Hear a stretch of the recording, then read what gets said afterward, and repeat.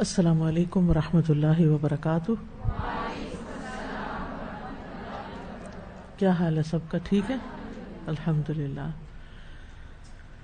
بسم اللہ الرحمن الرحیم. الحمدللہ کہ آپ لوگوں کو آج کل رات کو قیام کرنے کا موقع مل رہا ہے اور سبھی لیلۃ القدر کی تلاش میں ہیں. اللہ سبحانہ و تعالیٰ سب کو نصیب کرے اور سب کی دعائیں بھی قبول کرے، عبادات قبول فرمائے. تو یہاں پر ایک سوال پیدا ہوتا ہے کہ کیا لیلۃ القدر کی فضیلت جو ہے اس کا اطلاق سارے نیک اعمال پر ہوتا ہے یا پھر کچھ مخصوص اعمال ہوتے ہیں؟ یعنی لیلۃ القدر میں کوئی بھی نیک عمل کرتے رہیں تو اس کا اجر کئی لاکھ گنا زیادہ ہو جائے گا، یا یہ فضیلت یا یہ بشارت صرف چند اعمال پر ہے؟ تو اس میں آپ دیکھیے کہ شیخ صالح العثیمی ہیں، ایک سینئر ممبر ہیں، عالم ہیں بہت بڑے فتویٰ کمیٹی کے. تو وہ کہتے ہیں کہ جو لوگ لیلۃ القدر میں اعمال کی اقسام کے بارے میں اس کو بند کر جو لوگ لیلۃ القدر میں اعمال کی اقسام کے بارے میں بات کرتے ہیں تو وہ کہتے ہیں کہ اس رات میں کیے جانے والے اعمال ان 1000 مہینوں سے افضل ہیں جن میں لیلۃ القدر نہیں ہوتی. یعنی جو لوگ اس بات کو عمومی بنا دیتے ہیں وہ ایک غلطی کا ارتکاب کرتے ہیں. یعنی اس فضیلت کا اطلاق سارے اعمال پہ نہیں ہوتا کہ کچھ بھی کر لو. جن اعمال کی طرف اشارہ ہے وہ مخصوص اعمال ہیں جو کہ رسول اللہ صلی اللہ علیہ وسلم کے فرمان میں موجود ہیں کہ من قام لیلۃ القدر ایمانا واحتسابا غفر له ما تقدم من ذنبہ، کہ جو کوئی لیلۃ القدر میں ایمان کے ساتھ اور حصول ثواب کی نیت سے قیام کرے اس کے تمام گناہ بخش دیے جائیں گے. تو اس سے کیا پتہ چلتا ہے کہ اصل عبادت لیلۃ القدر کی کیا ہے؟ قیام. رات کو کھڑے ہو کر یا اگر کھڑے نہیں ہو پا رہے تو بیٹھ کر زیادہ سے زیادہ نوافل پڑھے جائیں، قیام کیا جائے، قرآن سنا جائے، قرآن پڑھا جائے. تو نماز کے اندر 3 چیزیں ہوتی ہیں نا، ایک قیام ہوتا ہے، ایک قرآن کی تلاوت ہوتی ہے، یعنی قیام ہوتا ہی تلاوت کے ساتھ ہے، اور پھر کچھ دعائیں ہیں جیسے آج کل آپ نماز کے اذکار سیکھ رہے ہیں تو یہ دعائیں بھی پڑھتے ہیں. آپ سجدے میں دعائیں کرتے ہیں، 2 سجدوں کے بیچ میں دعائیں کرتے ہیں، رکوع میں کرتے ہیں، رکوع سے کھڑے ہو کر کرتے ہیں. یعنی اسی طرح ہاتھ باندھ کر سب سے پہلے شروع ہی دعا سے کرتے ہیں اللہم باعد بینی و بین خطایایا. تو 3 اہم چیزیں ہو گئی، قیام ہو گیا، قرات ہو گئی، دعا ہو گئی. ٹھیک ہے. لیکن بعض لوگوں نے اس رات میں کچھ خدمت خلق کے کاموں کو ان عبادات کے برابر قرار دیا ہے. وہ کہتے ہیں جیسے بھوکے کو کھانا کھلانا، بے لباس کو کپڑا پہنانا، بیماروں کا علاج کرنا، غریبوں کو صدقہ دینا، والدین کے ساتھ حسن سلوک کرنا، پڑوسیوں سے حسن سلوک، رشتہ داروں سے تعلقات جوڑنا. تو یہ لیلۃ القدر کے اعمال نہیں ہیں. یعنی یہ اعمال جو لوگوں کو فائدہ پہنچانے کا، یہ لیلۃ القدر کے نہیں ہیں. لیلۃ القدر کے اعمال کیا ہیں؟ قیام اللیل. یہ آپ دوسرے دنوں میں دن اور رات کریں، آپ کو کوئی روکنے والا نہیں. لیکن ہر وقت اور ہر موقع کا ایک الگ کام ہوتا ہے. عربی میں ایک محاورہ ہے لِكُلِّ مَقَامٍ مَقَال. ہر موقع کی مناسبت سے کوئی بات ہوتی ہے، اور وہ بات اسی موقع کی مناسبت سے ہی کرنی چاہیے، کیونکہ اگر وہ موقع کی مناسبت سے کی جائے تو وہ خوبصورت ہوتی ہے، اس کا فائدہ ہوتا ہے. اور اگر بے موقع کی جائے تو وہ جیسے پنجابی میں کہتے ہیں نا کہ ویلے دی نماز کویلے دیاں ٹکرا. تو یعنی اصل نماز کیا ہے؟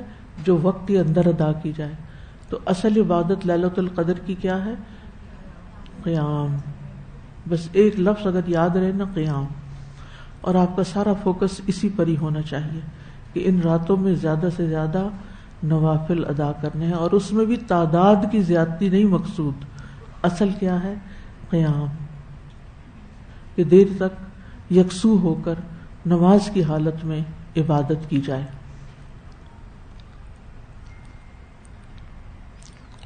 تو وہ کہتے ہیں کہ جو شخص لیلۃ القدر کا ثواب حاصل کرنے کی نیت سے مسجد یا کسی اور جگہ قیام کرے، گھر میں کر سکتے ہیں اگر مسجد میں نہیں جگہ یا نہیں جانے کا موقع، کیونکہ سب لوگ مسجد تک نہیں پہنچ سکتے، خصوصاً خواتین.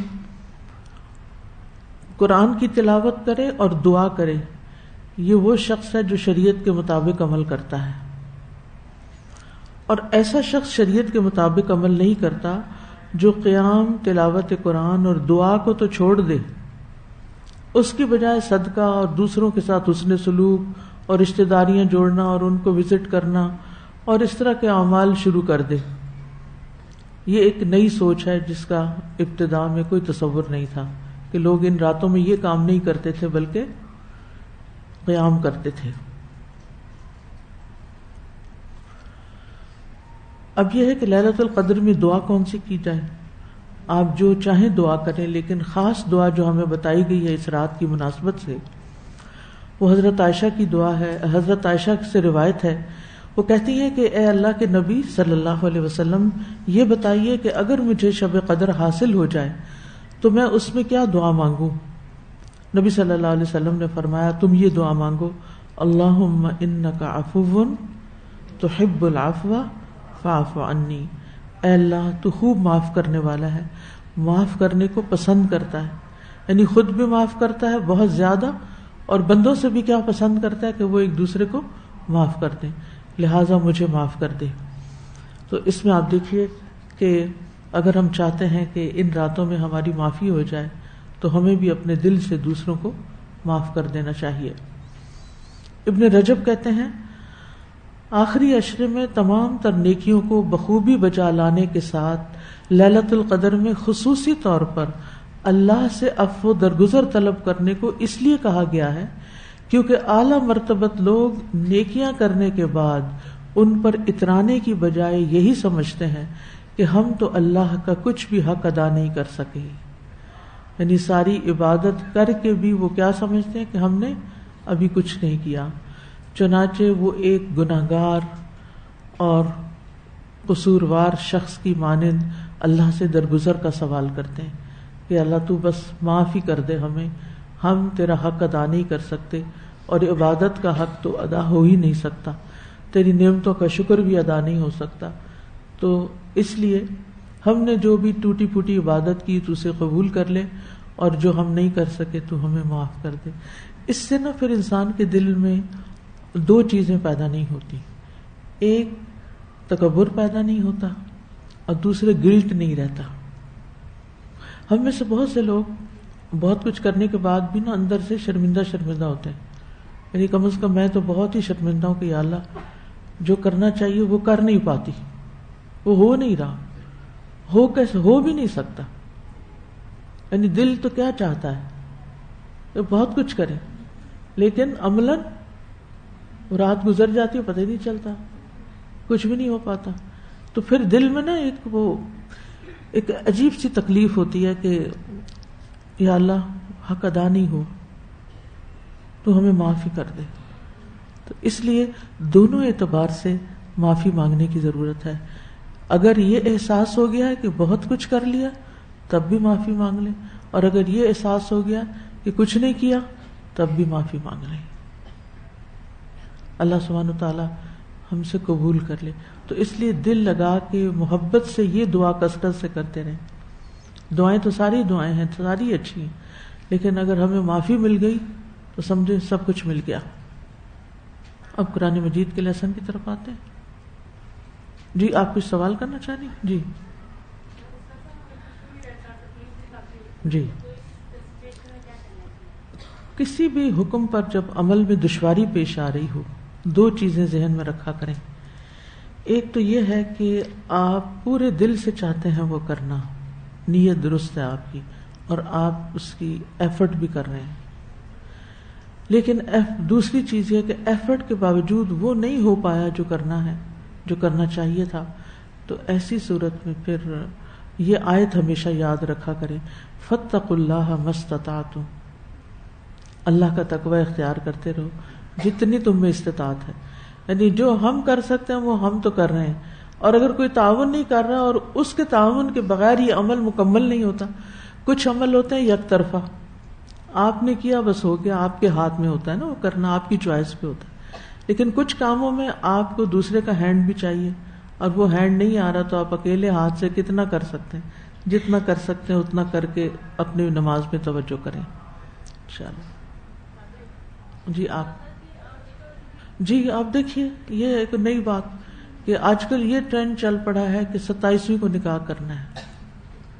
یعنی ہم نے عبادت کے مواقع کو بھی اپنی دنیاوی جو چیزیں ہیں ان کے لیے مخصوص کر لیا. اب جیسے کچھ لوگوں نے یہ رکھا ہوا کہ ہم نے حرم میں ہی جا کے نکاح کرنا. اچھی بات ہے، لیکن اگر موقع ہے شادی کرنے کا، بچوں کی شادی کریں، اپنا فرض ادا کریں. اب کب آپ کو ویزا ملتا ہے، کب آپ حرم جاتے ہیں، کب آپ، اگر کوئی مجبوری ہو تو ٹھیک ہے، لیکن وہاں جا کے نکاح کرنے کا زیادہ ثواب کوئی نہیں ہونا. اگر آپ اپنے گھر میں بھی بیٹھ کے کر لیں گے نا، اور صحیح سنت کے مطابق کریں گے اور اسراف اور فضول خرچی سے بچیں گے تو اس کا ثواب زیادہ ہے. تو کیا نبی صلی اللہ علیہ وسلم نے ایسا کوئی اہتمام کیا تھا کہ 27ویں کو نکاح کرنا ہے، یا حرم میں جا کے کرنا ہے، یا بیت المقدس میں جا کے کرنا ہے؟ نہیں، یہ ہم نے اپنے اوپر ایکسٹرا بوجھ لاد لیے. اور پھر ہوتا کیا ہے، ایک بندہ کرتا ہے نا بغیر دلیل کے، دوسرے صرف اور صرف اس کی اندھا دھند تقلید شروع کر دیتے، پیروی شروع کر دیتے ہیں. اور یہ نہیں دیکھتے کہ اتنی قیمتی رات جس کے لمحے لمحے کی عبادت جو ہے وہ ہزاروں سال کی عبادت پہ بھاری ہے، اس کو چھوڑ کے اور شغل میں لگ جاتے ہیں، اور برکت حاصل کرنے کے خود ساختہ طریقے ایجاد کیے ہوئے. اللہ تعالیٰ سب پر رحم کرے. جی ہاں،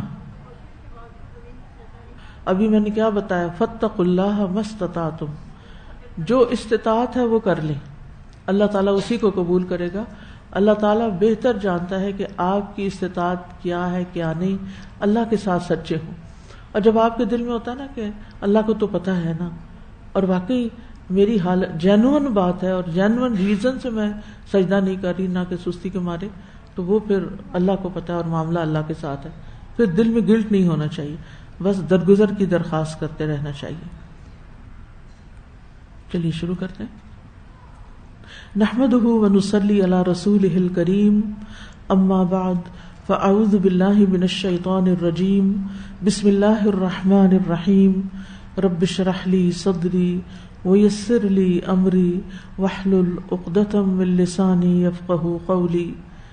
اللهم لك الحمد یا اکرم من رغب خلقه الیہ وکفا من توکل عباده علیہ، یا من یرحم من لا یرحمه العباد، ویا من یقبل من لا تقبله البلاد، یا من یشکر یسیر ما یعمل ویجازی بالعظیم من الاجر، ویا من لا یغیر النعمة ولا یبادر بالنقمة، یا من یضاعف الحسنات وَيَعْفُو عَنِ السَّيِّئَاتِ، يَا مَن يَذْكُرُ مَن ذَكَرَهُ وَيَتَقَرَّبُ إِلَىٰ مَن تَقَرَّبَ إِلَيْهِ وَيَدْعُو إِلَىٰ نَفْسِهِ مَن أَدْبَرَ عَنْهُ.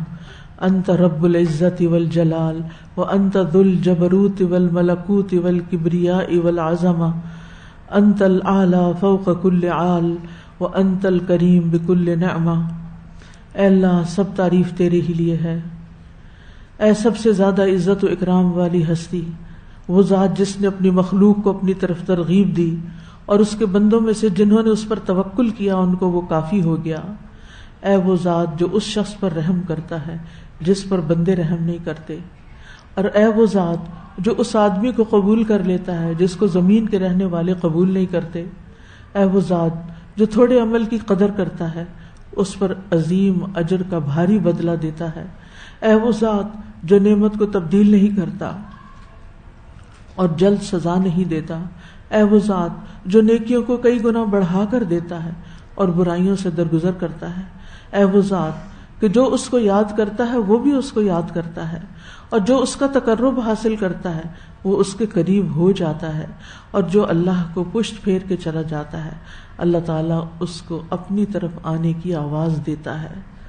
تو عزت و بڑائی والا رب ہے، تو قوت و بادشاہت کا مالک ہے اور بڑائی اور عظمت کا مالک ہے، تو ہر برتر سے برتر ہے، تو ہی ہر نعمت کے ساتھ کرم نوازی کرنے والا ہے۔ نحن نقص عليك أحسن القصص بما أوحينا إليك هذا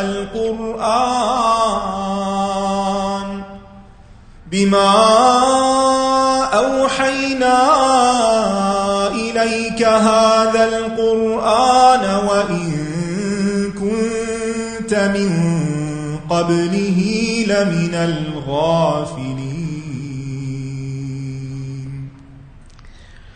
کل ہم نے ادریس علیہ السلام کے بارے میں پڑھا تھا کہ وہ اللہ کے معزز اور چنے ہوئے پیغمبروں میں سے ہیں۔ اللہ تعالیٰ نے قرآن مجید میں 2 مقامات پر ان کی تعریف بیان فرمائی ہے، ان کو صدیقا نبیہ کہا اور ان کا مقام اور مرتبہ بلند کیا۔ ادریس علیہ السلام کی طرف کہا جاتا ہے کہ 30 کتابیں یعنی صحیفے نازل ہوئے۔ وہ بہت زیادہ کتابیں پڑھتے، یعنی اپنی ان کتابوں کو جو صحیفے نازل ہوئے تھے ان کا مطالعہ بہت کرتے تھے اور ان کا درس بھی دیتے تھے۔ ان کی دیگر صفات بھی پتہ چلتی ہیں تاریخ سے کہ وہ کئی زبانوں کو جانتے تھے اور اپنے دور کے ہر اہل زبان کو ان کی زبان میں تبلیغ کرتے سمجھاتے۔ آج ہم سمجھتے ہیں کہ بہت ہم ترقی یافتہ ہو گئے ہیں کہ اگر اپنے کام کو 2-3 لینگویج میں ٹرانسلیٹ کر کے پیش کر دیں تو ہم سمجھتے ہیں ہم نے بہت بڑا کام کر لیا، جبکہ ادریس علیہ السلام ہر زبان میں کلام کر کے اپنا میسج کنوے کرتے تھے۔ ادریس علیہ السلام نبی ہونے کے ساتھ ساتھ عادل اور منصف بادشاہ اور حکمران بھی تھے، یعنی نبوت اور حکومت دونوں ان کو ملی تھی، جیسے سلیمان علیہ السلام اور داؤد علیہ السلام کو ملی۔ ان کو شرعی علوم کے علاوہ دیگر دنیاوی علوم میں بھی دسترس حاصل تھی۔ ادریس علیہ السلام نے ہی سب سے پہلے قلم سے لکھا، انہیں ستاروں کی گردش کا علم اور حساب کتاب کے فن میں بھی وہ ماہر تھے۔ جب ہم یہ کہتے ہیں کہ وہ حساب کتاب کے فن میں ماہر تھے تو ایک سوال ذہن میں آتا ہے کہ ادریس علیہ السلام ہندسوں اور علم نجوم کو جانتے تھے، اور آج کل بہت سے ماہر نجوم اسی بات کو کوٹ کرتے ہیں اور کہتے ہیں کہ یہ الہی علم ہے جو کسی نبی کو سکھایا گیا تھا، اس لیے اس میں کوئی حرج کی بات نہیں۔ تو کیا ہمارے لیے ستاروں کا علم اور سیاروں کا علم اور سٹارز کا اور یہ سب کچھ حاصل کرنا جائز ہے؟ اگر یہ الہی علم تھا تو پھر کیا ہم بھی سیکھ لیں یا اسٹرانومی پڑھنا شروع کر دیں یا پھر ستاروں سے قسمت کا حال معلوم کریں یا پھر وہ روزانہ کی بنیاد پر یہ ہفتہ کیسا رہے گا؟ اور انگریزی میں تو موٹی موٹی کتابیں بھی پورے سال کی ہاروسکوپ چھپ کے بکتے ہیں اور لوگ بیسٹ سیلرز ہوتے ہیں، خوب خریدتے ہیں، اور ہر روز جیسے قرآن پڑھا جاتا ہے ایسے ہی لوگ اپنی قسمت کا حال معلوم کر کے دن شروع کرتے ہیں۔ تو کیا یہ سب چیزیں درست ہیں؟ اب دیکھیے کہ اگر اللہ تعالیٰ نے بعض پیغمبروں کو کچھ علم دیا تھا کسی مصلحت کے تحت یا کسی شریعت میں کچھ چیزوں کا جواز بھی تھا تو بعد میں ان سے منع کر دیا گیا، جیسے پچھلی شریعت میں سجدہ تعظیمی جائز تھا لیکن ہماری شریعت میں تعظیم کے لیے کیا جانے والا سجدہ جائز نہیں ہے۔ اسی طرح ہماری شریعت نے ایسٹرالوجی، اسٹرانومی اور اس طرح کے تمام علوم سے ہمیں منع کر دیا، جس سے خاص طور پر غیب کی خبریں معلوم کرنے کا سلسلہ شروع ہوتا ہے۔ قتادہ کہتے ہیں اللہ تعالیٰ نے ستاروں کو 3 مقاصد کے لیے پیدا کیا، آسمان کی زینت کے لیے، شیاطین کو مارنے کے لیے اور راستہ معلوم کرنے کے لیے بطور علامت، سائن۔ جو شخص ان کے علاوہ کچھ اور سمجھے، یعنی ستاروں سے کوئی اور علم حاصل کرنے کی کوشش کرے، اس نے غلطی کی اور ہر قسم کی بھلائی سے خود کو محروم کر لیا، اور اس نے ایسے کام کا تکلف کیا جس کا اسے کچھ علم نہیں۔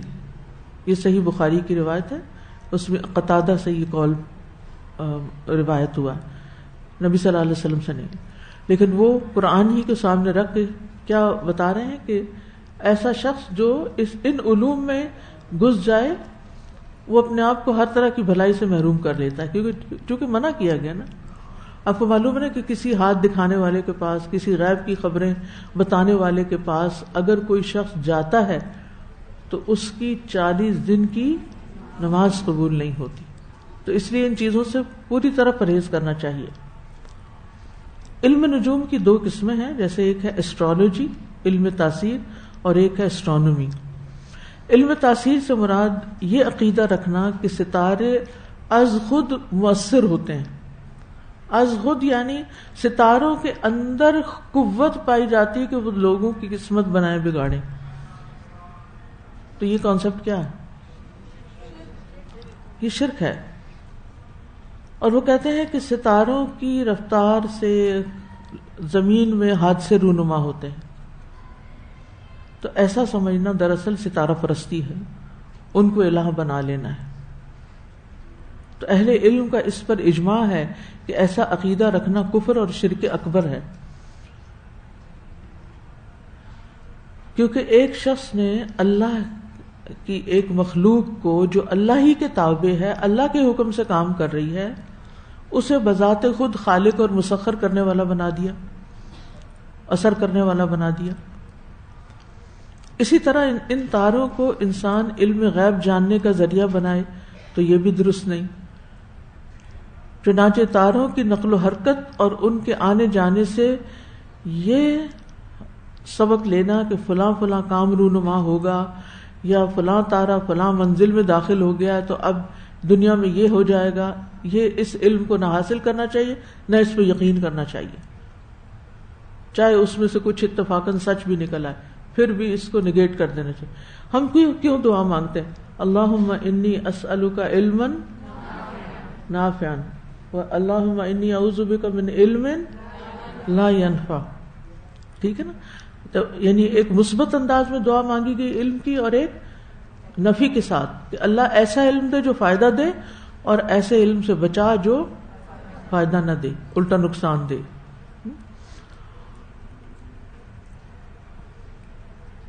دوسرا جو ہے ایسٹرونومی، وہ کیا ہے؟ علم رہنمائی کہ ستاروں کی رفتار اور حرکات سے قبلہ، اوقات یا موسموں کا تعین کرنا. تو بعض اہل علم نے اس کی اجازت دی ہے، اس لیے کہ لوگ ستاروں کی رفتار اور حرکات ان کے ایک دوسرے سے قریب ہونے یا دور ہونے یا ان کے طلوع اور غروب سے وقت اور زمانے کا تعین کرتے ہیں. مجھے یاد ہے جب میں بہت چھوٹی تھی تو میں اپنے گاؤں میں جاتی تھی اپنی نانی کے پاس، تو ہم باہر سوتے تھے.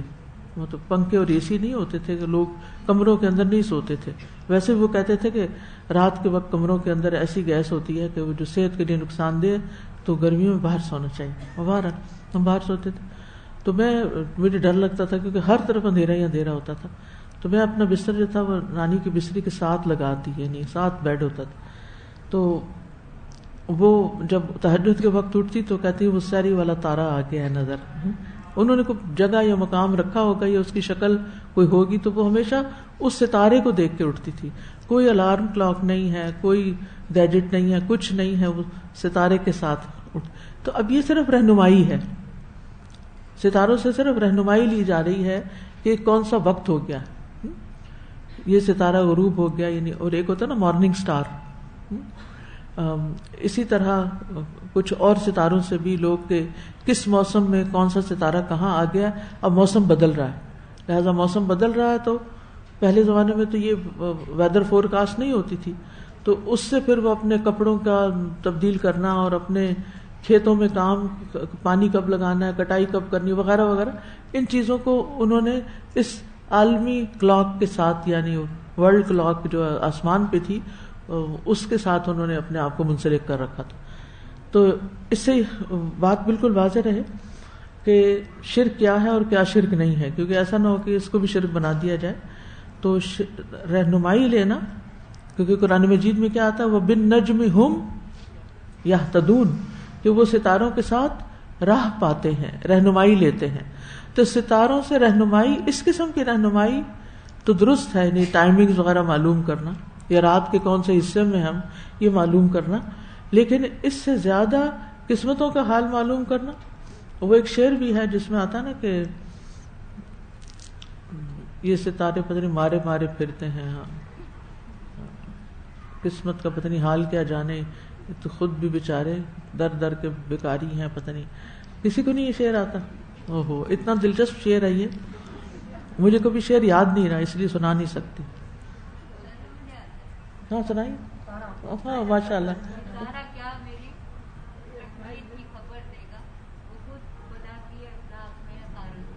مائک میں پڑھ دیجیے تاکہ میں اس کو دہرا بھی نہیں سکتی، اتنا مشکل ہے.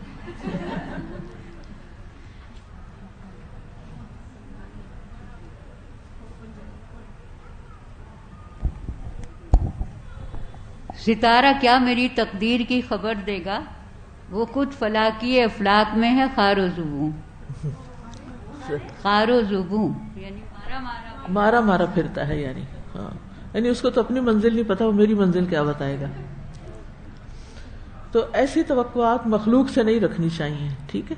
اور پھر آپ دیکھیے کہ نبی صلی اللہ علیہ وسلم نے حدیبیہ کے موقع پر ایک بات فرمائی تھی کہ بارش ہو گئی تھی نا رات کو، تو آپ نے فرمایا کہ صبح ہوئی اور کچھ لوگوں نے شرک کیا، کفر کیا، اور کچھ لوگ ہدایت پا گئے. جنہوں نے یہ کہا کہ یہ بارش فلاں ستارے کی وجہ سے ہوئی ہے تو انہوں نے شرک کیا. تو ستارے کی وجہ سے بارش نہیں ہوتی، ستارے بارش نہیں برساتے، بارش اللہ تعالیٰ برساتے ہیں. ٹھیک ہے.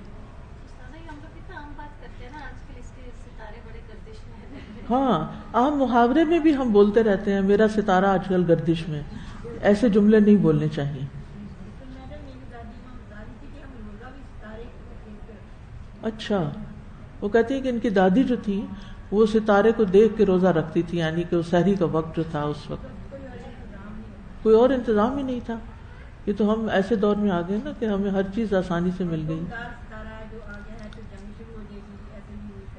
ہاں یہ نہیں کرنا چاہیے کہ اب فلانا دمدار ستارہ نظر آ گیا تو جنگ شروع ہو جائے گی. نہیں نہیں یہ نہیں کہنا چاہیے کیونکہ یہ کسی کو خبر نہیں ہے. شیاطین مارت. ہاں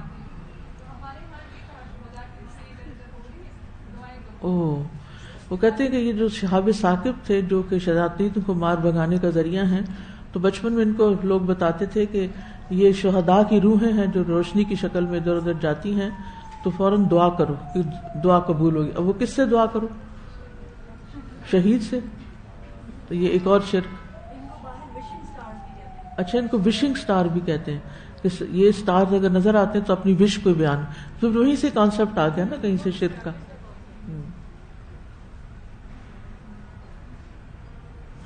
بہرحال یہ ایک سوال تھا جس کو واضح کرنا ضروری تھا کہ عبادت میں اصل کیا ہے. میں نے بہت دفعہ جملہ بولا ہوا، شاید نئے لوگ بیٹھے ہیں ان کو دوبارہ بول دیتی ہوں. اطاعت. یس عبادت میں اصل اطاعت ہے. یعنی اللہ تعالیٰ اگر کسی کام کے کرنے کا حکم دے دیتے ہیں تو وہ کر لو، عبادت ہو جائے گی. اگر اسی کام سے اللہ تعالیٰ بعد میں روک دیتے ہیں تو رک جاؤ، یہی عبادت ہوگی.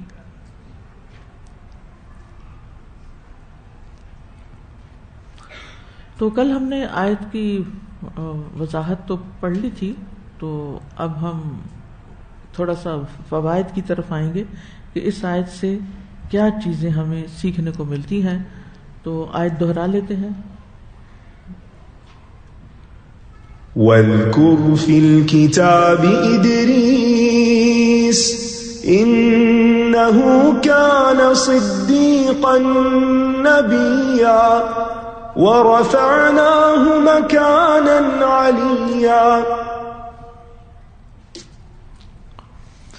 اور کتاب میں ادریس کا ذکر کیجیے، بے شک وہ نہایت سچا نبی تھا اور ہم نے اسے ایک بلند مقام پر اٹھا لیا. یعنی اوور آل جب ادریس علیہ السلام کی زندگی کا مطالعہ کرتے ہیں تو بڑی حیرت ہوتی ہے مجھے. یعنی پہلی دفعہ مجھے اتنی زیادہ معلومات ان کے بارے میں ملی، تو میں سوچ رہی تھی کہ اتنے ارلی ایج میں یہ حضرت آدم کے پوتے بتائے جاتے ہیں، تو یعنی بہت ہی ارلی سٹیج تھی نا انسانیت کی. لیکن اس وقت بھی کس طرح ان کے پاس دین کا علم بھی تھا، دنیا کا علم بھی تھا، اور دنیا کے علم میں لینگویجز کا علم بھی. آج کل کیا ہوتا ہے, جو جن بچوں کے اندر ایپٹیٹیوڈ ہوتا ہے لینگویج کا, ان کو میتھمیٹکس بڑا مشکل لگتا ہے, وہ سائنس سبجیکٹ کی طرف کم جاتے ہیں. جو سائنس سبجیکٹس کی طرف جاتے ہیں ان کے اندر یہ ایبلٹی نہیں ہوتی کہ وہ 2 سے تیسری لینگویج سیکھیں. تو بہت ریئر کمبینیشن ایسے ہوتے ہیں. تو لیکن اللہ سبحانہ تعالیٰ نے ان کو کتنی صلاحیتیں دے رکھی تھیں کہ زمینی علوم بھی, آسمانی علوم بھی, اور پھر جیومیٹری اور لینگویجز اور دین اور یہ سب کچھ, اور پھر عبادت بھی, اور پھر پرسنالٹی بھی ان کی بڑی زبردست تھی. تو اللہ تعالیٰ نے کیسے کیسے بندے پیدا کیے, اور پھر ان کا مقام آخرت میں بھی بلند کر دیا اور ان کو آسمانوں کی طرف اٹھا لیا. اللہ کی شان ہے نا, جس کو چاہے جتنی بلندی عطا فرما دے. تو اللہ سبحانہ تعالیٰ کے خزانوں میں کمی نہیں ہے. ہمیں بھی اپنی نگاہیں, اپنے مقاصد, اپنے عزم بلند رکھنے چاہیے, اور آگے کی طرف زیادہ نیکیاں کمانے کی طرف سوچنا چاہیے. ہر وقت سیلف پٹی کا شکار ہو کے اپنے آپ کو بس سستی کے مارے, یہ تو میں نہیں کر سکتی, یہ میرے بس میں نہیں, یہ تو کوئی اور ہی لوگ مخلوق کرتی. نہیں, جو لوگ اور لوگ بھی کرتے ہیں وہ بھی اسی دنیا میں ہی رہتے ہیں, ان کو بھی ایسے ہی چیلنجز ہوتے ہیں, لیکن وہ کر جاتے ہیں, کوشش بھی کرتے ہیں اور اللہ سے مدد بھی مانگتے ہیں. تو ان پیغمبروں کو تو خاص طور پر اللہ تعالیٰ کی تائید حاصل تھی اور ایکسٹرا صلاحیتیں ان کو دی گئی تھیں. تو یہاں پر جو یہ فرمایا گیا نا, وَذْكُرْ فِي الْكِتَابِ ادریس, کتاب میں ادریس کا ذکر کیجیے. کل میں نے آپ کو بتایا تھا کہ ان کا اپنا نام جو تھا اخنوح تھا, ادریس ان کا لقب تھا. تو یہ لقب کیوں تھا؟ بہت زیادہ پڑھتے تھے, یعنی درس و تدریس کا کام بہت کرتے تھے, یعنی بہت سے علوم جان کر لوگوں کو سکھاتے بھی تھے. یعنی اور خاص طور پر جو دین کی تعلیم ان کو دی گئی تھی, جو کتابیں ان کو دی گئی تھی, تو ان کتابوں کا درس یہ لوگوں کو دیا کرتے تھے اور ان کی زبانوں میں دیا کرتے تھے. تو ان کی قابلیت کا آپ اسی سے اندازہ لگائیے کہ کہاں تک یہ قابل تھے. تو یہ جو اللہ تعالیٰ کی طرف سے نازل ہونے والے صحیفوں کا کثرت سے درس دیتے تھے, اس بنا پر ان کا نام ادریس پڑا. اور اس سے یہ بات بھی پتہ چلتی ہے کہ ایسا کرنا انبیاء کی سنت ہے, یعنی اللہ کی کتاب کا درس دینا اور اس کو پڑھنا پڑھانا. سورۃ آل عمران میں آتا ہے وَلَٰكِن كُونُوا رَبَّانِيِّينَ بِمَا كُنتُمْ تُعَلِّمُونَ الْكِتَابَ وَبِمَا كُنتُمْ تَدْرُسُونَ, اور لیکن رب والے بنو, اس لیے کہ تم کتاب سکھایا کرتے تھے اور اس لیے کہ تم پڑھا کرتے تھے. تعلمون الکتاب و تدرسون, تعلم یعنی تم تعلیم دیتے تھے اور تدرس تم خود پڑھتے تھے. تو دونوں چیزیں ہونی چاہیے, خود بھی پڑھنا چاہیے اور دوسروں کو بھی سکھانا چاہیے. سورۃ فصلت میں آتا ہے وَمَنْ أَحْسَنُ قَوْلًا مِّمَّنْ دَعَا إِلَى اللَّهِ وَعَمِلَ صَالِحًا وَقَالَ إِنَّنِي مِنَ الْمُسْلِمِينَ, اور اس شخص سے اچھی بات کس کی ہو سکتی ہے جس نے اللہ کی طرف بلایا, یعنی لوگوں کو اللہ کی طرف آنے کی دعوت دی. اب اللہ کی طرف آؤ کیا مطلب ہے؟ اللہ کی کتاب پڑھو, اللہ کا کلام پڑھو, اللہ کے دین کو سمجھو, اللہ کے دین پہ عمل کرو. اور خود بھی نیک عمل کیے اور کہا میں فرما برداروں میں سے ہوں. تو ایسا شخص اللہ تعالیٰ کو بہت زیادہ پسند ہے کہ جو خود بھی نیک عمل کرے, اللہ کا فرما بردار ہو, اور اس کے ساتھ ساتھ اور لوگوں کو بھی اللہ کی طرف دعوت دے. اب دیکھیے کہ ہمیں خود بھی یہ کام کرنا چاہیے, جس بھی لیول پر جو بھی ہماری صلاحیت ہے, جو بھی ہمارا پروفیشن ہے, جہاں بھی دنیا میں ہم ہیں, اور ہمیں اپنے بچوں کو بھی اس کی تعلیم دینی چاہیے کہ وہ جہاں بھی ہوں اللہ کے بندے بن کر رہیں, اور لوگوں کو اپنے عمل سے, اپنے اخلاق سے اور باقاعدہ محنت کر کے لوگوں کو دین کی طرف بلانے والے ہوں, دین کی تعلیم دینے والے, دین یعنی دعویٰ بھی کرنے والے ہوں. اب دیکھیے ایک آیت میں تعلیم کا لفظ آیا, دوسرے میں دعویٰ کا لفظ آیا. دعویٰ ہوتا ہے اس طرف لے کے آنا, اور تعلیم ہوتا ہے اس کے بعد ان کو باقاعدہ سکھانا.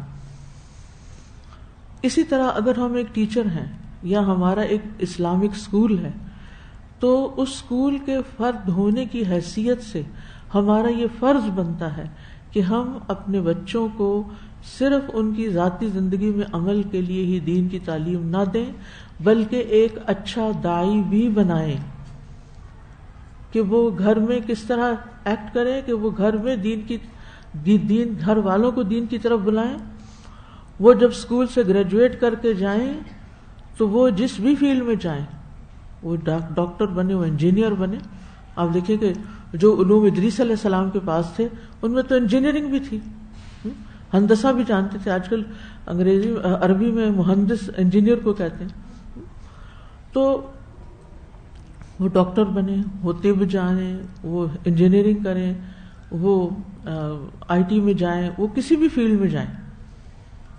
اس میں ایک تو خود مسلمان بن کریں، فرما بردار ہوں اللہ کے، کہ اس پروفیشن کے اندر کوئی ایسی پریکٹس نہ کریں جو دین سے ٹکراتی ہو. مثلا بہت سے بچے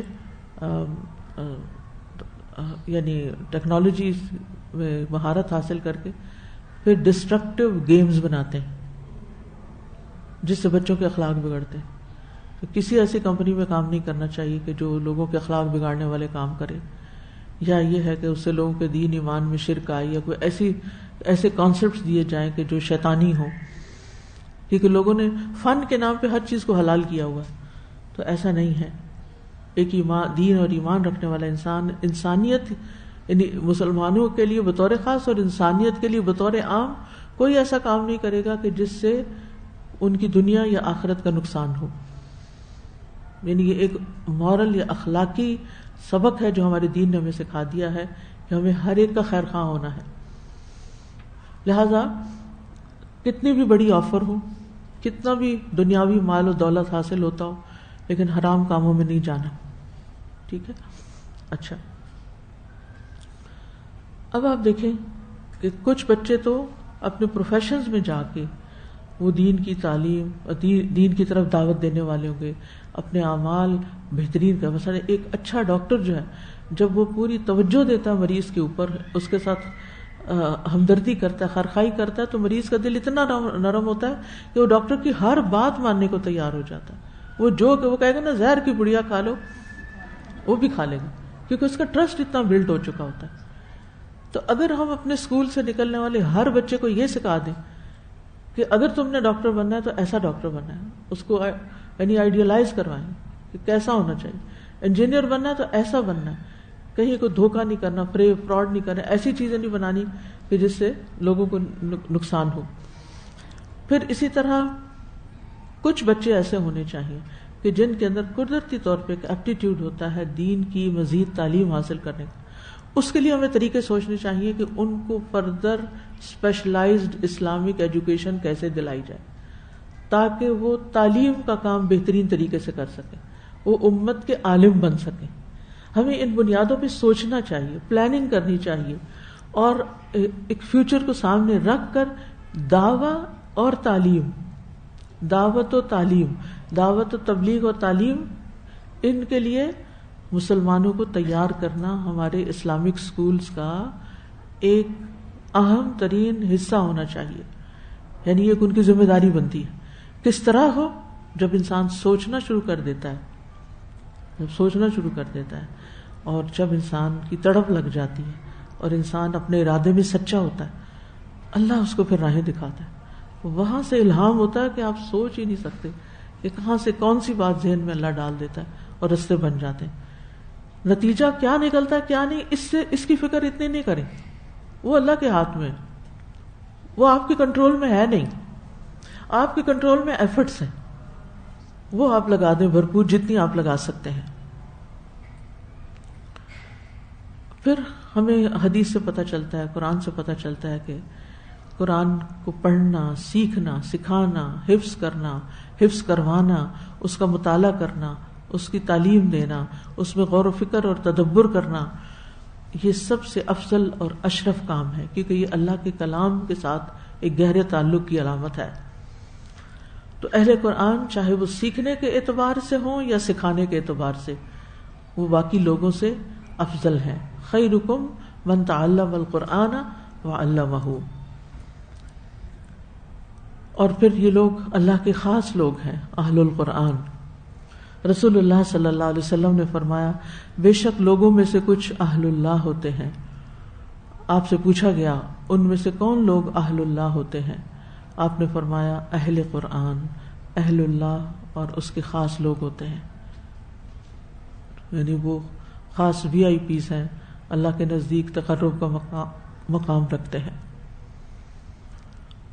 اور اہل قرآن کے فخر اور شرف کے لیے یہی کافی ہے کہ ان کی مجالس میں سکینت نازل ہوتی ہے، ان کو رحمت ڈھانپ لیتی ہے، فرشتے ان کو گھیر لیتے ہیں، اور اللہ سبحانہ و تعالی اپنے پاس فرشتوں میں ان کا ذکر کرتے ہیں.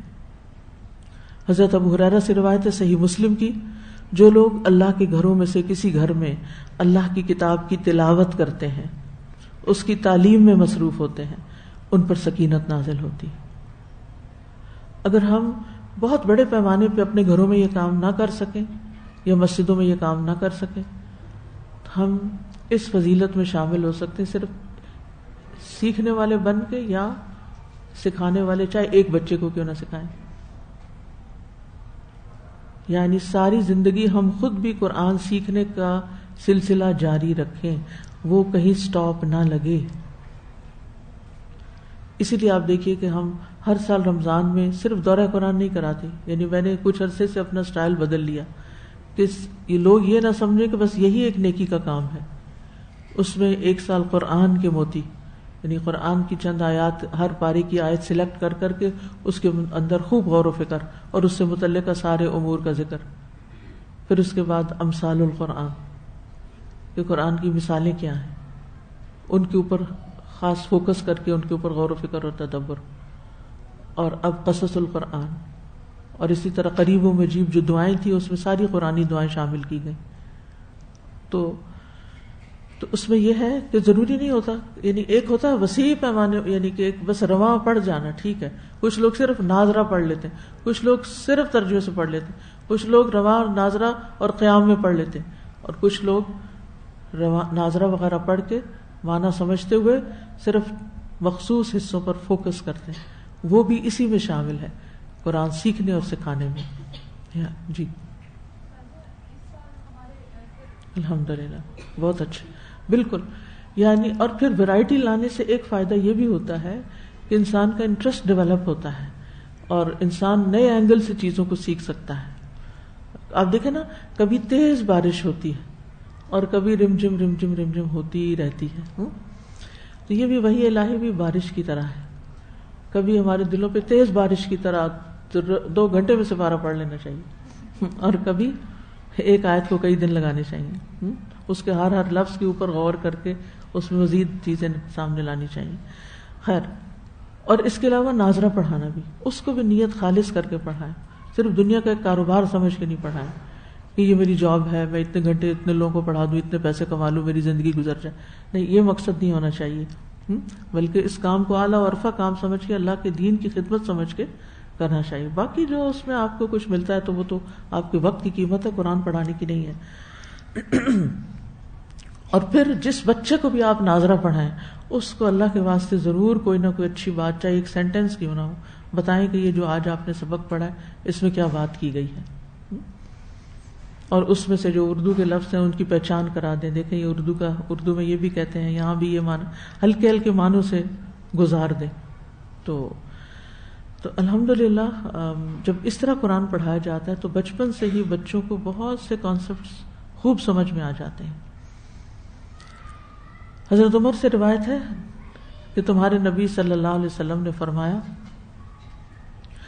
اللہ اس کتاب کے ذریعے یعنی قرآن کے ذریعے بہت سے لوگوں کو اونچا کرتا ہے اور بہتوں کو اسی کے ذریعے سے نیچے گراتا ہے. یعنی جب آپ اس کو پڑھتے ہیں، پڑھاتے ہیں، عمل کرتے ہیں تو آپ کے درجات بلند ہوتے ہیں. لیکن اگر آپ اس کو پڑھ کے چھوڑ دیتے ہیں اور دنیا میں لگ جاتے ہیں اور کھانا اور پینا اور کپڑا اور بس صرف عیش و عشرت کے سامان اور اپنی ذات پہ محنت، نہ دوسروں پہ محنت، اور ایک آرام طلب زندگی گزارتے ہیں تو پھر وہ زندگی بھی بڑی تنگ ہو جاتی ہے. من اعرض عن ذکری فإن له معیشۃ ضنکا. ہر قرآن پڑھی ہوئی لڑکی اس بات کو خوب یاد رکھے کہ اگر آپ نے پڑھ کے اس کو چھوڑ دیا اور اس کو اپنی زندگی سے نکال دیا اور صرف اچھے اچھے کپڑے پہننے اور اچھے اچھے کھانے کھانے کو زندگی کا مقصد بنا لیا تو پھر اس کے لیے تیار رہیں. فَإِنَّ لَهُ مَعِيشَةً ضَنْكَ, سب کچھ ہوتے ہوئے بھی انتہائی تنگی اور تکلیف ہوگی. کیونکہ جس کو اللہ اتنا بڑا خزانہ دے اور وہ اس کی قدر نہ کرے اور حقیر چیزوں کی طرف جھک جائے, وَلَكِنَّهُ أَخْلَدَ إِلَى الْأَرْضِ فَمَثَلُهُ كَمَثَلِ الْكَلْبِ إِن تَحْمِلْ عَلَيْهِ يَلْهَثْ أَوْ تَتْرُكْهُ يَلْهَثْ.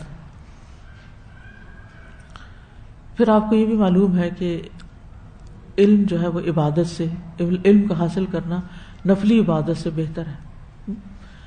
رسول اللہ صلی اللہ علیہ وسلم نے فرمایا علم کی فضیلت عبادت کی فضیلت سے بہتر ہے اور تمہارا بہترین دین تقوی ہے. یعنی تمہارا بہترین دین تقوی ہے. پھر رسول اللہ صلی اللہ علیہ وسلم نے فرمایا عالم کی عابد پر اس طرح فضیلت ہے جیسے چاند کی فضیلت ستاروں پر. اس لیے اگر آپ اللہ کی کتاب میں سے ایک آیت بھی کسی کو سکھاتے ہیں بیٹھ کر, کیونکہ ایک صبر آزما کام ہوتا ہے نا, کہ آپ اس کے حروف جوڑنا سکھاتے ہیں, اس کے تلفظ بتاتے ہیں, اس کے مخارج بتاتے ہیں, اس کی صحیح ادائیگی بتاتے ہیں, اس کے معنی بتاتے ہیں, تو یہ اچھا خاصا وقت لیتا ہے, اچھا خاصی محنت طلب کام ہے. لیکن اجر کتنا بڑا ہے. رسول اللہ صلی اللہ علیہ وسلم نے فرمایا جس نے اللہ عز و جل کی کتاب کی ایک آیت بھی سکھائی, جب تک اس کی تلاوت کی جائے گی اس کو اس کا ثواب ملتا رہے گا. تو اس لیے جو بھی زندگی میں آپ کی ڈیوٹی ہے, جو بھی کوئی رول ہے, آپ ایک ماں ہیں, آپ ایک ٹیچر ہیں, ڈاکٹر ہیں, فلاسفر ہیں, جو مرضی ہیں, اپنی زندگی میں بس ایک یہ کام ساتھ شامل کر لیں کہ میں نے ایک آیت کسی کو روز سکھا دینی, ایک آیت کسی کو حفظ کرا دینی. آپ کو چند صورتیں زبانی یاد ہیں, آپ وہ کسی کو زبانی یاد کرا. اپنے کولیگز کو, اپنے کام کی جگہ پر, اپنے رشتہ داروں کو, اپنے دوستوں کو, یعنی کہیں نہ جیسے انسان ہوتا ہے نا پیاسا ہوتا ہے تو وہ پانی کی تلاش میں مارا مارا پھرتا ہے اور کہیں نہ کہیں سے کچھ ڈھونڈ ہی لیتا ہے. ایسے ہی مارے مارے پھرا کریں, ڈھونڈا کریں. پھرنے سے بڑا ضروری نہیں کہ چل پھر کے, یعنی اپنا دماغ لڑایا کریں کہ کہاں سے میں کوئی نیکی کمانے کا ذریعہ بنا لوں. کوئی اپنا بچہ پکڑ لیں, کوئی ہمسائے کا پکڑ لیں, کوئی فون پہ پکڑ لیں, کوئی نیٹ پہ, کوئی کہیں نہ کہیں کسی نہ کسی کو تھوڑا یا زیادہ دینے والے بنے, کیونکہ یہ آپ کے اعمال نامے میں بہت زیادہ اجر کا باعث بنے گا. کیونکہ بعض لوگوں کو کہا جائے نا کہ اگر تو وہ کہتے نہیں اصل میں ہم پڑھنے پڑھانے کا کام نہیں کر رہے, ہم تو ویلفیئر کا کام کر رہے ہیں, یا ہم تو جاب کر رہے ہیں اور خدمت خلق کر رہے ہیں. بھلے کر رہے ہیں, آپ ڈاکٹر بن کے بھی کر رہے ہیں, تو کیا چیز مانے ہے کہ آپ لوگ کسی کو ایک آیت نہ سکھا دیں, آپ اپنے مریض کو ہی ایک آیت نہ سورۃ فاتحہ پڑھنے کی تلقین نہ کر دیں. کیا رکاوٹ ہے اس میں؟ کیا ڈاکٹر ہونا رکاوٹ ہے اس بات میں کہ آپ اللہ کا دین نہ پڑھائیں؟ ایسی کوئی بات نہیں ہے. ہمارے ملک میں جتنی جہالت ہے نا اس کے مقابلے میں پڑھے لکھے لوگ بہت کم ہیں. سارے پڑھے لکھے بھی پڑھانے لگ جائیں تو سالوں میں جا کے جہالت دور ہوگی. تو اس لیے اس کام کو معمولی نہ سمجھا کریں. لیکن اس کے کچھ آداب بھی ہیں, ٹھیک ہے نا, ایسے نہیں جو جی میں آیا کر لیا. اس کام کے کچھ آداب ہیں, اس کا کرنے کا کچھ سلیقہ ہے, طریقہ ہے. حضرت اس میں سب سے پہلے یہ کہ خالصتاً اللہ کی رضا کے لیے اس کام کو کرنا, اللہ کی خوشنودی حاصل کرنے کے لیے. ابو ہریرہ رضی اللہ عنہ کہتے ہیں کہ رسول اللہ صلی اللہ علیہ وسلم نے فرمایا بے شک قیامت کے دن جن لوگوں کا سب سے پہلے حساب لیا جائے گا ان میں سے ایک شخص وہ ہوگا جس نے علم سیکھا اور اسے سکھایا اور قرآن کی قرات کی. اس کو پیش کیا جائے گا, اللہ اسے اپنی نعمتوں کی پہچان کرائے گا تو وہ انہیں پہچان لے گا. وہ فرمائے گا تو نے ان نعمتوں کے ساتھ کیا کیا؟ وہ کہے گا میں نے علم سیکھا اور سکھایا اور تیری خاطر قرآن کی قرات کی. اللہ تعالیٰ فرمائے گا تو نے جھوٹ بولا, تو نے تو اس لیے علم سیکھا کہ کہا جائے کہ یہ عالم ہے, تو نے قرآن اس لیے پڑھا کہ کہا جائے کہ یہ قاری ہے. تو وہ کہہ دیا گیا. پھر اس کے بارے میں حکم دیا جائے گا تو اسے منہ کے بل گھسیٹا جائے گا حتیٰ کہ آگ میں ڈال دیا جائے گا. یعنی دکھاوے کے لیے اگر یہ کام ہے کہ لوگوں کو بتانے کے لیے تو پھر تو خیر نہیں. پھر اللہ سے اجر کی امید رکھنا, لوگوں سے توقع نہ رکھیں کہ وہ آپ کو کیا دیں گے. ہر پیغمبر نے آ کے کیا کہا کہ ہمارا اجر کس کے ذمہ ہے؟ اللہ کے ذمے. وَيَا قَوْمِ لَا أَسْأَلُكُمْ عَلَيْهِ مَالًا إِنْ أَجْرِيَ إِلَّا عَلَى اللَّهِ. اے میری قوم، میں اس کام پر تم سے کسی مال کا سوال نہیں کرتا، میرا اجر تو اللہ کے ذمہ ہے. پھر یہ کہ حکمت اور اچھی نصیحت کے ساتھ تعلیم دینا، ہر وقت ہر بات نہیں کہنا، بلکہ حکمت کے ساتھ، موقع کی مناسبت سے.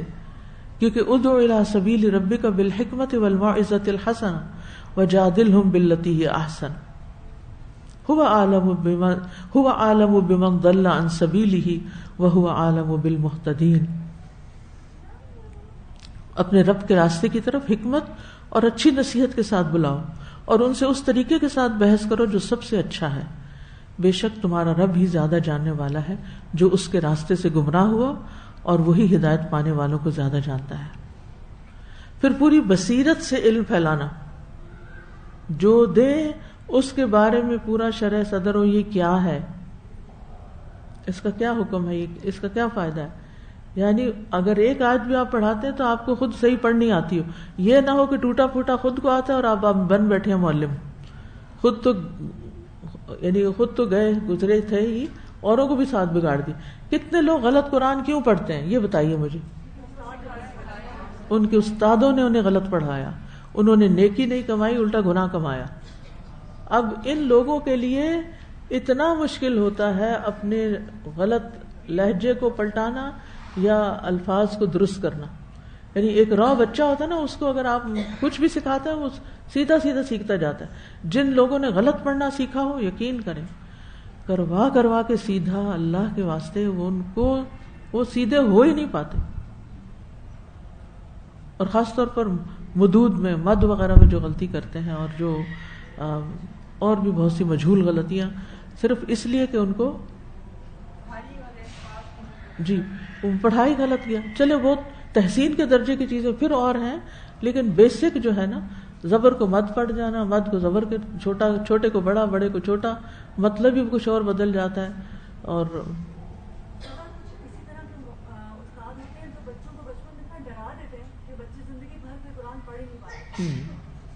یا اتنی سختی کرتے ہیں یا مار پٹائی کرتے ہیں، یا پھر تو وہ بھی پھر بچوں کے اندر قرآن سے محبت نہیں رہتی. تو قرآن مجید میں آتے سورۃ یوسف میں، قل ھذہ سبیلی ادعو الی اللہ علی بصیرہ انا ومن اتبعنی وسبحان اللہ وما انا من المشرکین. کہہ دیجئے یہی میرا راستہ ہے، میں اللہ کی طرف بلاتا ہوں پوری بصیرت کے ساتھ.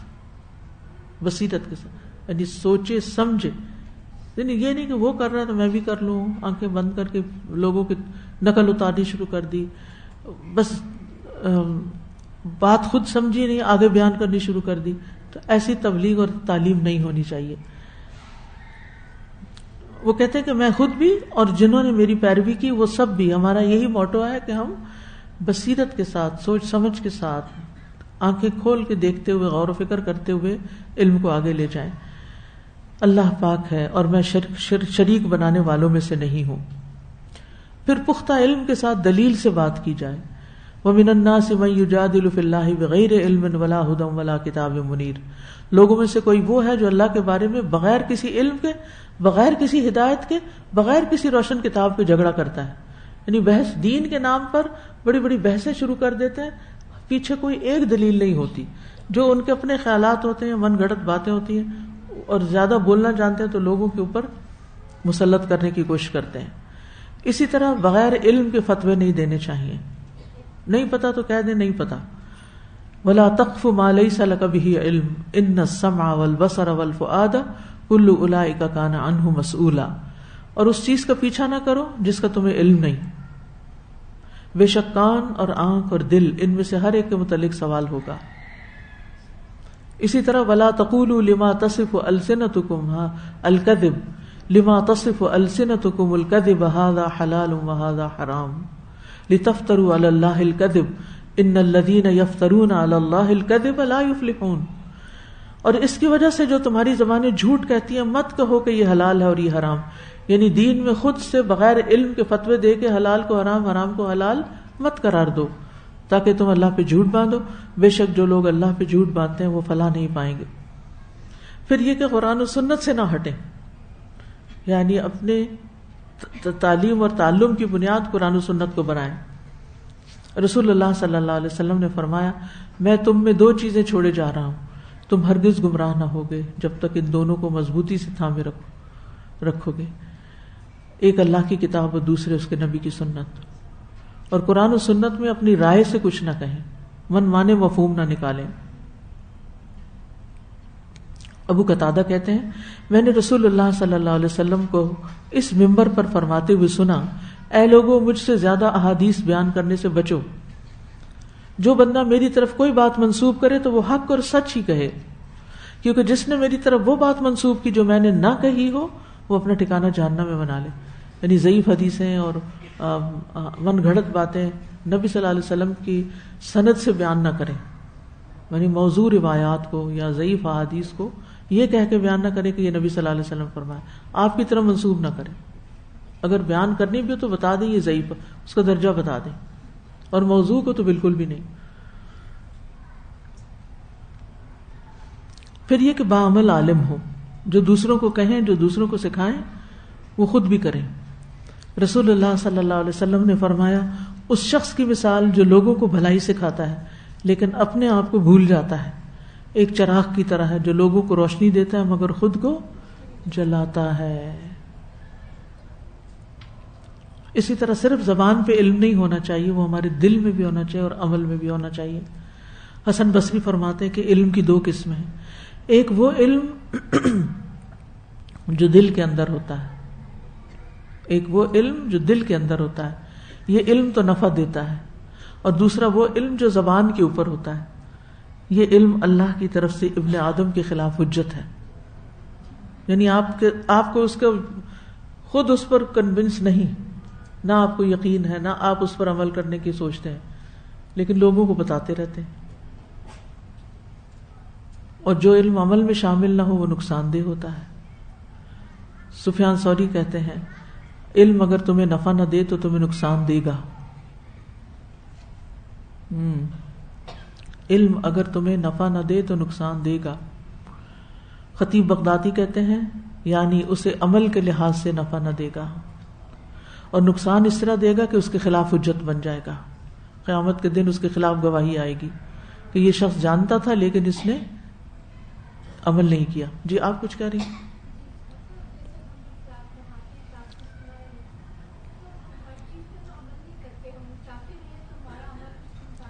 جو دیکھیں کرنا چاہیے, کیوں نہیں کرتے, یہ تو کوئی حجت نہیں نا. ٹھیک ہے کس طرح کی کوشش کرتے ہیں یہ بھی دیکھنے کی ضرورت ہے. ایک ہوتا ہے کہ آپ سچے دل سے ارادہ رکھتے ہیں کہ میں نے اس پر عمل کرنا ہے, اور پھر آپ سچی کوشش کرتے ہیں جتنی کرنی چاہیے.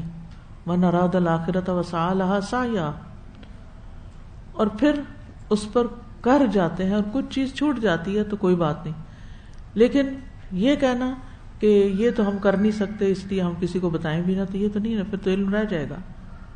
اور پہلے سے فیصلہ کر لیں تو ہم کر نہیں سکتے. نیت تو کریں نا, ارادہ تو کریں, ٹھیک ہے. اور کچھ چیزیں ہم سے متعلق نہیں ہوتی, کچھ علم کی باتیں ڈائریکٹ ہم سے متعلق نہیں ہوتی. اب مثال کے طور پر ہم نے ادریس علیہ السلام کے بارے میں سنا کہ ان کے پاس دینی علم بھی تھا, دنیاوی علم بھی تھا. اب وہ جو میں سارے بتا رہی ہوں کہ ان کے پاس حساب کا علم تھا, ستاروں کا علم تھا, وہ کیا میں خود سارا جانتی ہوں اور حاصل کر سکتی ہوں, یہ کرنا چاہیے؟ نہیں. کچھ چیزیں صرف معلومات ہوتی ہیں جو ہم پاس آن کرتے ہیں, اور کچھ چیزیں ایسی ہوتی ہیں جو ہم دوسروں کو کہتے ہیں کہ یہ کریں تو پھر خود بھی کریں. ٹھیک ہے, یعنی ان دونوں میں فرق ہے. کچھ صرف انفارمیشن ہوتی ہے جو پاس آن کرتے ہیں, اور کچھ ہم دوسروں کو عمل کی بات بتا رہے ہوتے ہیں کہ ایسا کریں, پھر اس کو اپنے اوپر بھی ضرور اپلائی کریں. فاتقوا اللہ ما استطعتم, اور یہ اصول یاد رکھیں, جتنی استطاعت ہے اتنی کوشش کرتے رہیں. جی آپ کچھ کہہ رہی ہیں؟ جی ہاں, جب عمل نہیں کرتے تو اس میں اثر بھی نہیں ہوتا. جی ہاں, پھر لوگوں کو فائدہ بھی کم ہی ہوتا ہے. آپ دیکھیں اگر آپ نے کوئی چیز کھائی نہ ہو, جیسے 2 طرح کے میزبان ہوتے ہیں. ایک میزبان وہ ہوتے ہیں جو کھانا آگے رکھ دیتے ہیں اور خود کچن میں چلے جاتے ہیں, اور کہتے ہیں آپ کھا لیں, بہت اچھا بنا ہوا ہے. آپ بیٹھ جاتے ہیں دوسرے سے بات. دوسرے وہ میزبان ہوتے ہیں جو خود ساتھ بیٹھتے ہیں, وہ خود بھی کھاتے ہیں اور وہ انجوائے کرتے ہیں, اور وہ کہتے ہیں یہ تو اتنی مزے کی چیز ہے اور اس کے یہ فائدے اور اس کے یہ فائدے.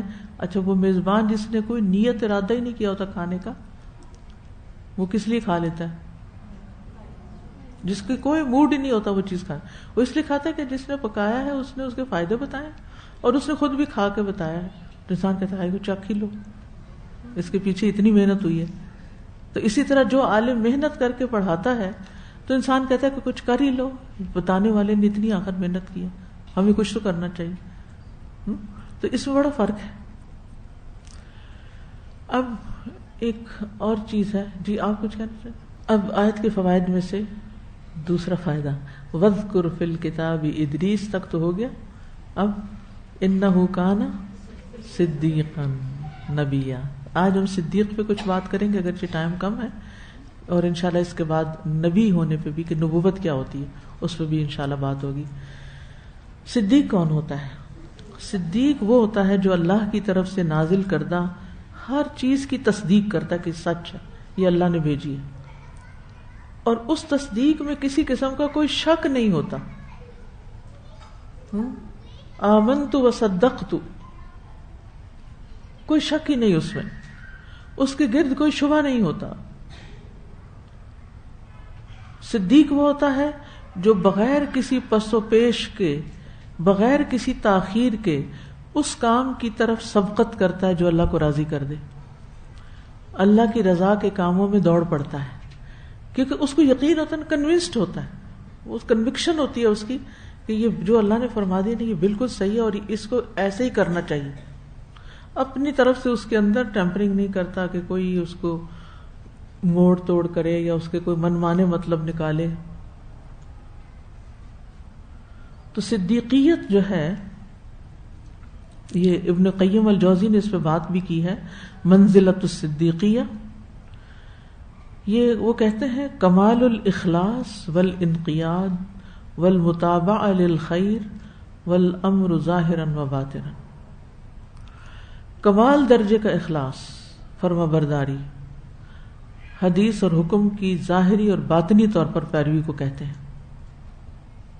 والمتابعہ للخبر, خیر نہیں سوری میں نے غلط پڑھا, جی دوبارہ پڑھتی ہوں. کمال الاخلاص والانقیاد والمتابعۃ للخبر والامر ظاہرا و باطنا.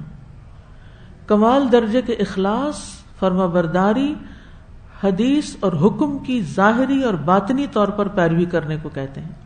یہ صدیقیت ہے. قرآن مجید سے پتہ چلتا ہے کہ انعام یافتہ لوگوں میں دوسرا درجہ صدیقین کا ہے. پہلا انبیاء کا ہے, وہ کوئی خود نہیں بن سکتا نبی, اور دوسرا کیا ہے؟ صدیقین کا ہے, جو بہرحال عمل کی بنیاد پر ہوگا, تصدیق کی بنیاد پر ہوگا. سورۃ النساء میں آتا ہے وَمَن يُطِعِ اللَّهَ وَالرَّسُولَ فَأُولَٰئِكَ مَعَ الَّذِينَ أَنْعَمَ اللَّهُ عَلَيْهِم مِّنَ النَّبِيِّينَ وَالصِّدِّيقِينَ وَالشُّهَدَاءِ وَالصَّالِحِينَ. تو اس آیت میں ان لوگوں کے 4 درجات بیان ہوئے ہیں جو منعم علیہم. ہم کہتے ہیں نا اہدنا الصراط المستقیم صراط الذین انعمت علیہم, تو ان کے 4 درجات ہیں. سب سے اوپر کا درجہ انبیاء کا ہے, پہلی کیٹیگری, پھر صدیقین کا, پھر شہداء کا, اور نیچے بیس لائن پہ صالحین. ٹھیک ہے, یعنی نیک دل مخلص مسلمان جو صادق القول اور صادق الایمان ہے. اور اگر نیچے سے اوپر کی طرف ارتقاء کے حوالے سے دیکھا جائے تو بیس لائن پہ مومنین صالحین, اس کے بعد شہادت کا درجہ, پھر صدیقیت, اور پھر نبوت.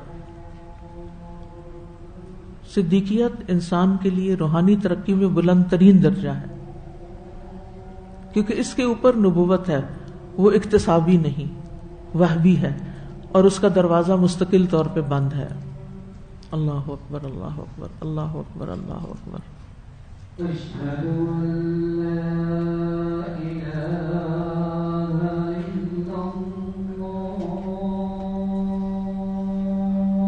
اشہد ان لا الہ الا اللہ اشہد ان لا الہ الا اللہ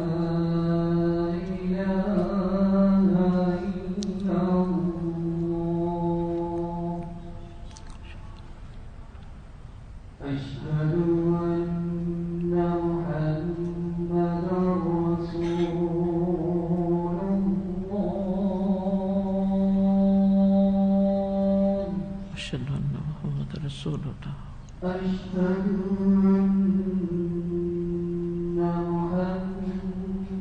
محمدا رسول الله أشهد أن محمد رسول الله حي على الصلاة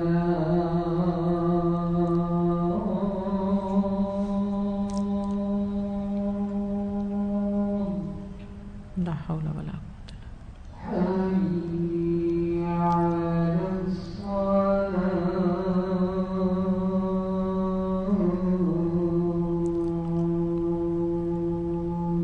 لا حول ولا قوة إلا بالله حي على الفلاح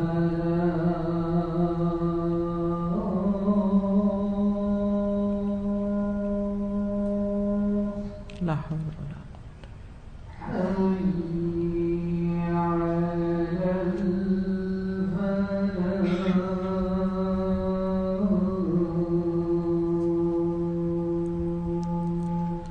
لا حول ولا قوة إلا بالله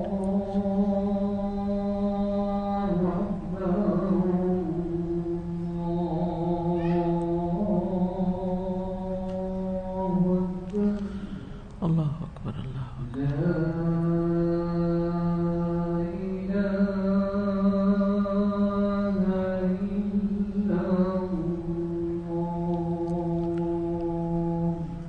لا إله إلا الله اللهم رب هذه الدعوة التامة والصلاة القائمة آت محمدا الوسيلة والفضيلة وابعثه مقاما محمودا الذي وعدته يا حي يا قيوم برحمتك نستغيث اللهم إنك عفو تحب العفو فاعف عنا اللهم إنك عفو تحب العفو فاعف عنا اللهم إنك عفو تحب العفو فاعف عنا اللهم حاسبنا حسابا يسيرا اللهم فقهنا في الدين اللهم يا مقلب القلوب ثبت قلوبنا على طاعتك اللهم يا مصرف القلوب صرف قلوبنا على طاعتك اللهم إنا نسألك الهدى والتقى والعفاف والغنى اللهم آت أنفسنا تقواها وزكها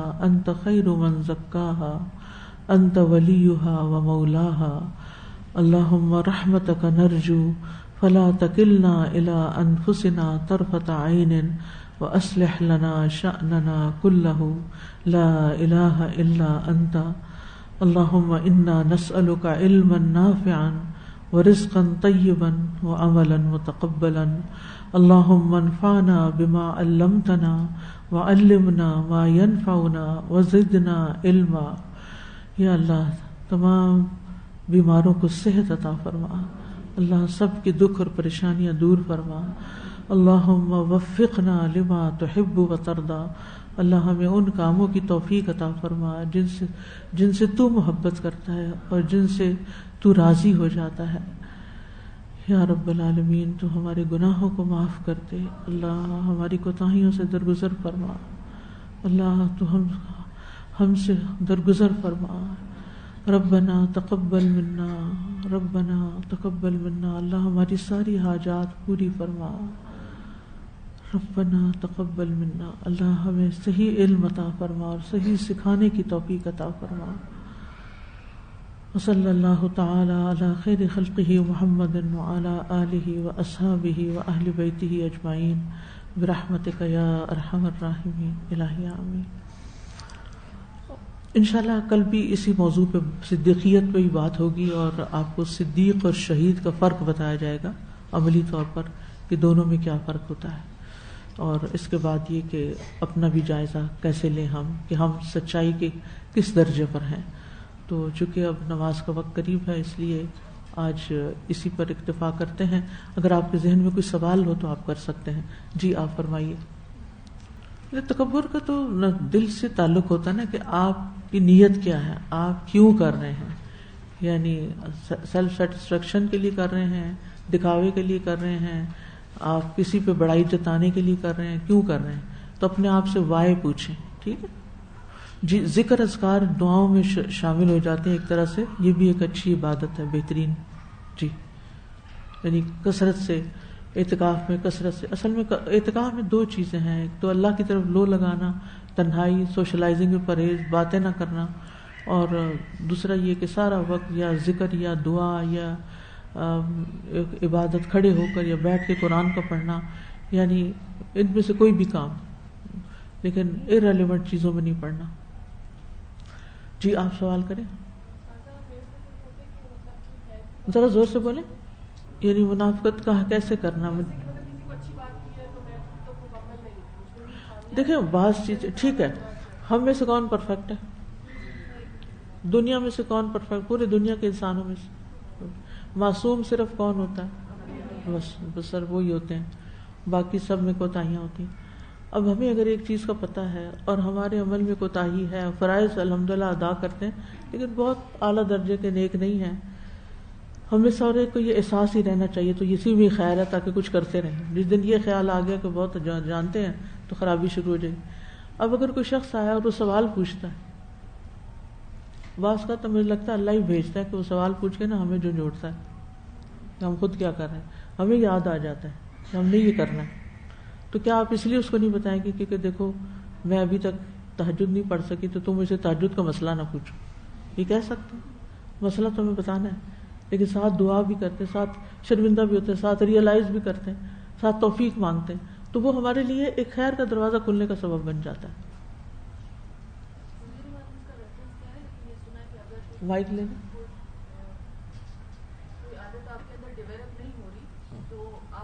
بتانا شروع کر دیں تو وہ چیز آپ کے اندر بھی آ جائے گی. جی جب جتنی دفعہ بولیں گے، کان سنیں گے، تو آپ کو خود بھی ایک ریئلائزیشن ہوگی کہ مجھے بھی کرنا ہے، یاد دہانی ہوتی رہے گی. خوشبو، جیسے ہم لوگ ذکر اذکار کر رہے ہوتے ہیں نا، فار ایگزامپل اگر استغفر اللہ کا ذکر کر رہے ہیں، تسبیح کر رہے ہیں تو کانشیسلی کر رہے ہیں. جیسے فار ایگزامپل میں کر رہی تھی تو میں جب کھانا بنانے لگ گئی تو I was like doing it but میں کانشیسلی نہیں کر رہی تھی. تو مجھے ایک دم خیال آیا کہ میں کیا، تو وہ میری عادت بن چکی تھی. تو میرا کوشچن یہ ہے کہ اس پہ وہ اجر مل رہا ہوتا ہے؟ انشاءاللہ، کیونکہ نہ کرنے سے بہتر ہے. ڈیوائیڈڈ اٹینشن ہے، کیونکہ سارا کام کرے تو ادھر بھی دھیان لگا ہوا ہے نا، اور کچھ ادھر ایک فارغ نہیں بیٹھ سکتے. اور کتنا وقت ہمارے پاس کہ فارغ بیٹھ کے کریں. میک شیور کہ چاہے 2 منٹ ہو. یقین کریں بعض اوقات نا جب ہم اتنے بزی رہتے ہیں نا، اور پھر جب اکیلے بیٹھ کے دعا کرتے اپنی آواز اجنبی لگتی ہے. میں جب اپنے آپ کو بس ڈیپ جانے کی کوشش کرتی ہوں، اندر سے بولوں، اندر سے یکسوئی سے اللہ کو پکاروں، ایسا لگتا پتہ نہیں میں کہاں فلوٹ کر رہی ہوں، یعنی فوکس نہیں ہو پاتا اس طرح جس طرح ہونا چاہیے. تو لیکن یہ پریکٹس روز کرتے رہیں تاکہ بس ایسے لگے جیسے مناجات جس کو کہتے ہیں نا، اللہ سے سرگوشیاں کرنا. اللہ تعالیٰ مجھے معاف کر دے، میں بہت گناہ گار ہوں، اللہ تعالیٰ میں نے یہ بھی قصور کیا ہے، یہ بھی. لیکن وہ باتیں کرتے رہتے پھر دھیان بڑھنے لگتا. تو وہ جتنا زیادہ آپ کا فوکس ہوگا، یہ چند لمحے بھی بڑے قیمتی ہوں گے. لیکن باقی وقت میں اگر ہاتھ مصروف ہے، ذہن مصروف ہے اور زبان پہ ذکر جاری ہے، کوئی نہیں، کرتے رہیں. جی آپ ابھی تو نہیں کلوز ہوا، ابھی تو ایک آیت پوری باقی. جی انشاءاللہ دعا کریں کہ آپ کا اعتکاف ختم ہونے سے پہلے ادریس علیہ السلام کا ذکر مکمل ہو جائے. کیونکہ بڑھا لیں، آپ اجازت دیں تو میں 1:30 تک. اوکے چلیں انشاءاللہ.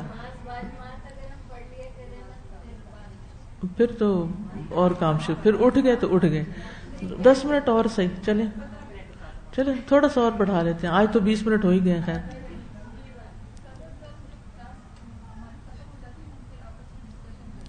جی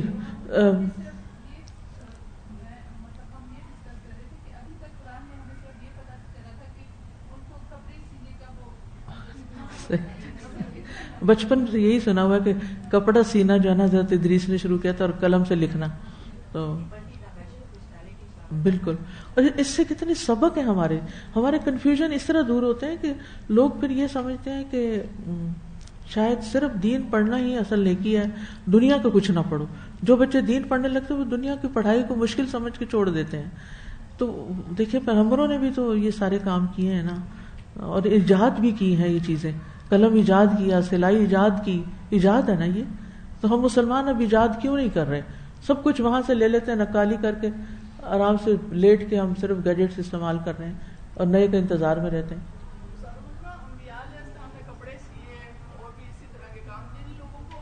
جی جی ہاں, یہ انہوں نے بڑی اچھی بات کی ہے. انہوں نے بڑی اچھی بات کی ہے کہ درزی کا کام, درزی کا, کل آپ یقین کریں کہ جب میں تیاری کر رہی تھی تو میں پڑھ رہی تھی اور میں بولنا تھا میں نے کہ حضرت ادریس درزی کا کام کرتے تھے, تو مجھے ایک جھجک آ رہی تھی اندر سے, اپنے اندر سے جھجک آ رہی تھی کہ میں نبی کے نام کے ساتھ درزی کیسے لگا دوں. یہ انہوں نے بڑی صحیح بات کی کہ ہم نے ہمارے کلچر میں ہے نہیں, ہمارے کلچر میں درزی جو ہے وہ بیچارہ مظلوم صرف ڈانٹیں کھاتا ہے. تو جی وہ اپنے کام کا ماسٹر ہے, اس کو اسی لیے عقل مند لوگ ماسٹر جی کہتے ہیں, وہ درزی نہیں کہتے. تو اس میں یہ ہے کہ آپ اگر ہمارا کوئی بچہ اگر اس کو شیف بننے کا شوق ہے یا اس کو ماسٹر بننے کا, کپڑے سے یا اس انڈسٹری میں جانا چاہتا ہے, تو ہم سمجھتے ہیں کہ یہ کام ٹھیک نہیں ہے, ہماری شان کے خلاف ہے. تو محنت کرنا, ہاتھ کی کمائی. حضرت داؤد علیہ السلام بادشاہ تھے, اللہ نے ان کو بادشاہت عطا کی تھی, نبی بھی تھے, لیکن وہ اپنے ہاتھ کی کمائی سے کھاتے تھے. تو ہاتھ سے کام کرنا یہ کوئی کام چھوٹا نہیں ہوتا. یعنی کہ نبی صلی اللہ علیہ وسلم خود کتنے کام اپنے ہاتھ سے کر لیتے تھے. ٹھیک ہے آپ بیمار ہیں, معذور ہیں, وہ ایک الگ بات ہے, لیکن کام کو دل سے حقیر سمجھا, یہ اعلیٰ ہے, یہ ادنا ہے, یہ ذہنیت بدلنے کی ضرورت ہے. بکریاں چرائیں, ہر نبی نے بکریاں چرائیں, ٹھیک ہے نا جی.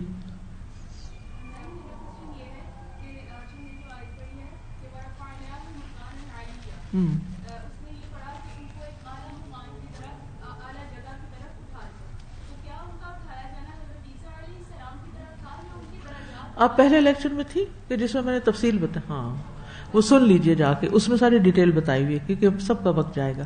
اوکے, 3 اس میں معنی ہیں, وہ تینوں سن لیجئے. کل کا لیکچر ہے, یوٹیوب سے مل جائے گا آپ کو. سبحانک اللہم و بحمدک, اشہد ان لا الہ الا انت, استغفرک و اتوب الیک. السلام علیکم و رحمۃ اللہ وبرکاتہ. فاقصص القصص لعلهم يتفكرون. اللهم صل على محمد وعلى آل محمد كما صليت على إبراهيم وعلى آل إبراهيم إنك حميد مجيد. اللهم بارك على محمد وعلى آل محمد كما باركت على إبراهيم وعلى آل إبراهيم إنك حميد مجيد.